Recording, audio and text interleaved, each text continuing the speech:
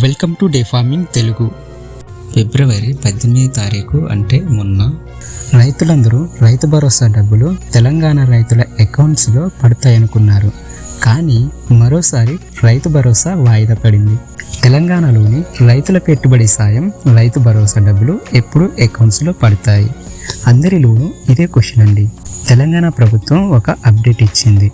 ఫిబ్రవరి 23వ తేదీన జరిగే కేబినెట్ మీటింగ్లో రైతు భరోసా గురించి చర్చించి ఖచ్చితమైన తేదీని ప్రకటించబోతున్నారు. ఎంపీటీసీ జెడ్పీటీసీ ఎలక్షన్స్ ఉన్న తరుణంలో రైతు భరోసా డబ్బులను తెలంగాణ రైతుల అకౌంట్స్లో జమ చేసిన తర్వాతనే ఎంపీటీసీ జెడ్పీటీసీ ఎలక్షన్స్ జరుగుతాయండి. తెలంగాణ రైతులందరూ మీ యొక్క అకౌంట్స్ని అప్డేట్ చేసుకోండి. ఒకవేళ అకౌంట్స్ బ్లాక్ అయితే రైతు భరోసా డబ్బులు పడవండి. ఒకసారి మీ బ్యాంక్ అకౌంట్స్ని చెక్ చేసుకోండి. మీ యొక్క బ్యాంక్ అకౌంట్స్ని రన్నింగ్లో ఉంచుకోండి. మరియు రెవెన్యూ పట్టా పాస్ పుస్తకాన్ని రిజిస్ట్రేషన్ చేసుకోండి.